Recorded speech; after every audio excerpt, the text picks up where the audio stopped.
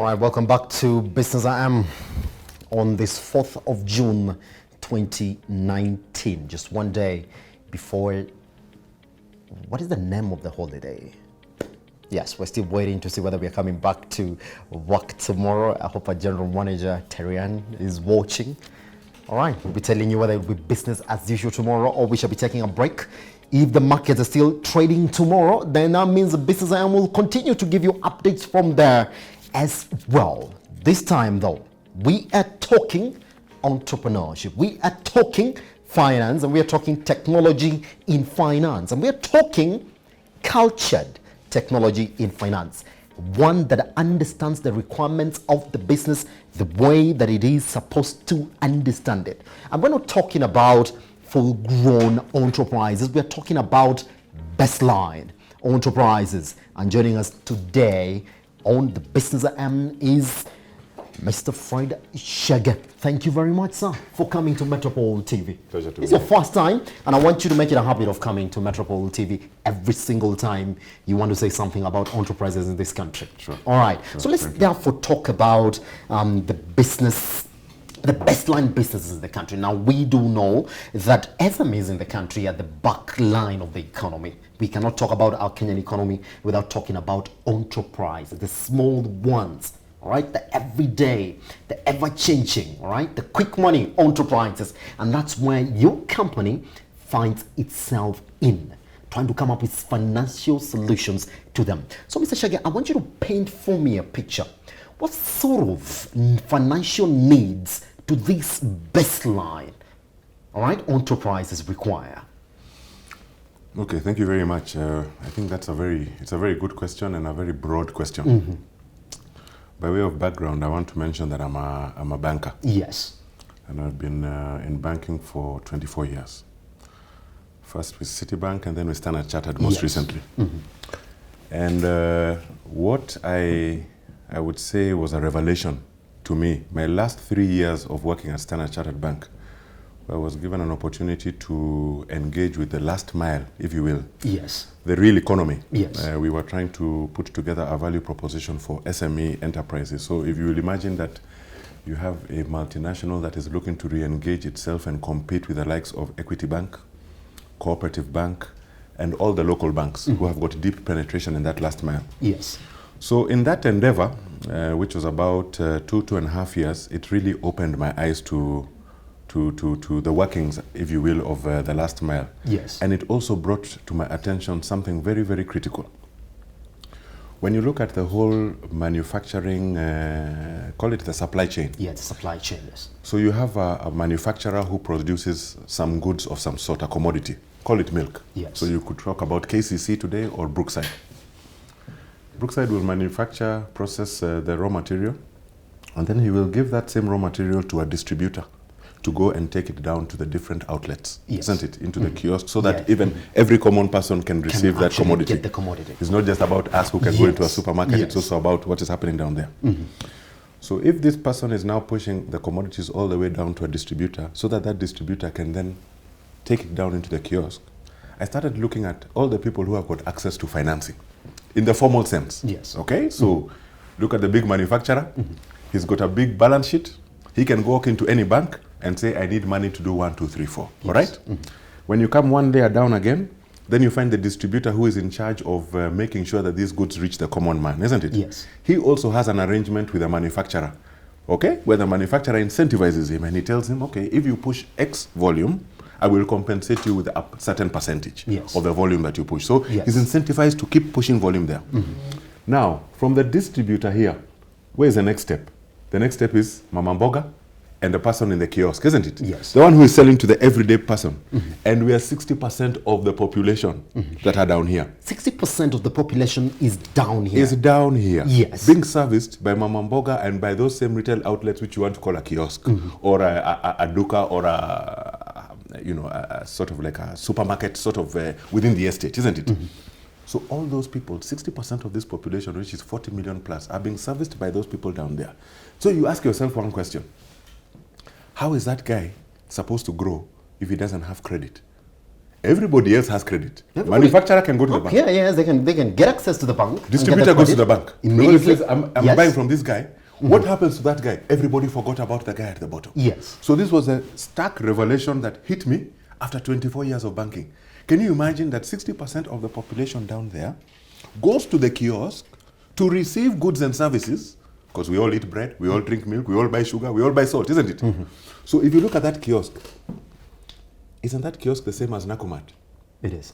or Uchumi It is. or Tuskys? It is. For the common man. Then why shouldn't they be financed? So with all that in mind, by way of small investments, a couple of friends of mine and myself had invested in a technology company. Yes. That technology company, the strict purpose was really to provide financial services. And we started off with loans, okay? Small loans to micro people, just to see whether there would be a difference in terms of them getting a little bit of capital. And we came to find that, in actual fact, there's a great need for credit down there. Now, look at the developments in Kenya with regards to mobile money. Okay? You have M-Pesa, world renowned.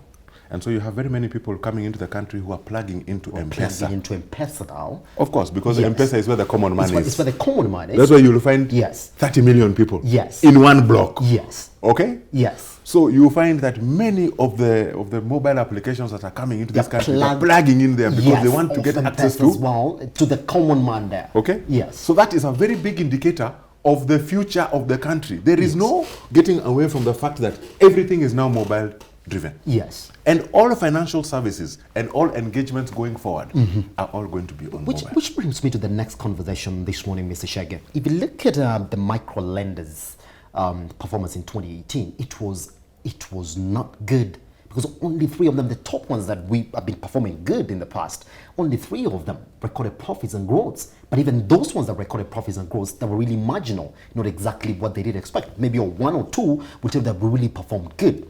Which brings me to the next point of this conversation. When you are, number 1, coming up with financial solutions to this baseline person, to this vendor, to this guy who wants to go in, make the money, come out without any sort of constricted area, what is the first thing that you should consider, and what sort of research, all right, goes into knowing what this person needs in terms of financial solutions? So let me answer your first question Yes. on the losses that these mobile sort of like lenders have made. Okay, again, as I say, coming into this whole industry has been a real eye-opener for me. Yes. And the sort of like research that we had to do to understand exactly who are these people who are lending money on a mobile basis, so that you can position yourself as you're coming into the market, not to compete with others or maybe to offer a product that already exists. I want to put it to you this way. You mentioned 3 companies that may not have made money last year, isn't it? That you have been tracking. Yes. I want to put it this way, that 90%, minimum of 90% of all mobile lending in Kenya is done by banks. Okay? Yes. Financial institutions Financial regulated institutions, by the Central Bank of Kenya. Bank of Kenya. There is a complete myth here about Yes. the tellers, the branches, Yes. and so on and so forth. They're the ones who seem to be impoverishing Kenya. There's a narrative anyway that's going on around there. Yes. About some of the negative effects, if you will, about mobile lending. So we can argue the pros and cons around that. But the fact of the matter is today, and I challenge anybody to do their research instead of just, look at the statistics. M-Shwari by far and away is the #1 winner. Yes. Okay? They're holding more than 80% of the market. The balance of that is between the cooperative banks with more cash. Barclays has come with Timiza. Don't forget that they have the Equity Bank as well. Yes. They are there. But the common factor amongst all of these individual banks, and when you look at them in terms of mobile lending, is that they are talking to the common man. The common man is the one that is accessing those services. Do you understand? Yes. In other words, there's a need. So they're not coming to the bank. They're coming to this institution. They're coming through some USSD, some application, Yes. to access credit. For what? For this guy down here, isn't For it? this guy down here. Yes. And you must ask yourself, why is that person coming to access credit? So a lot of stories again. People are going into gambling. People are going into sport betting. People are going into all manner of things. Yes. So I want to now come into the second question that you asked. How do you determine what you're going to deliver in terms of a product? How do you engage with the people down there to understand whether there's a need indeed? What kind of research? Yes. That's what you asked, right? Yes. So again, when we went down there to start lending, which was just basically in 2018, all right? Prior to that, we've been doing a lot of activity with financial institutions. Yes. But now we went out to try and understand exactly what is happening down there. Guess what we found? We found, first of all, that if you go into Google Play Store and just type Kenya mobile lending apps, you will find more than 300. You just keep scrolling and scrolling. Some you know, many you don't know. Okay? We don't know what they're doing, but they seem to be serving some purpose of some sort because they happen to be there. Now, when you go and you talk to that retailer down there, the person in the kiosk, the mama mboga, and you ask them, okay, do you have access to credit? They tell you, absolutely, yes, I have access to credit. Do you use it to support your business? Yes, I use it to support my business. Okay. Who do you normally borrow from? And it's the usual suspects. It is the M-Shwaris, it is the tellers, it is the branches, isn't it? Now, how is that loan related to your particular business in terms of the way it charges you, and in terms of the returns that your business makes? Yes. Those are two things. Those are two things. Those are two separate things. The charge, so you and I going to the bank, you're told this is a charge, you're borrowing money because there's something you want to do with it, Because isn't something it? that you want to do. You must, you're planning to make a return on that something so that you can make a little bit of money, pay the bank. Yes. And then you sit with something. This is the question you want to try to determine. When you borrow from the rest of the people, are you clear in terms of what the charges are vis-a-vis your business margins? Yes. And you find there's a little bit of confusion. There's There's a little bit of confusion. Because you imagine somebody in a kiosk, okay? When you look at all the goods that you come in, you're the customer coming in this way. Yes.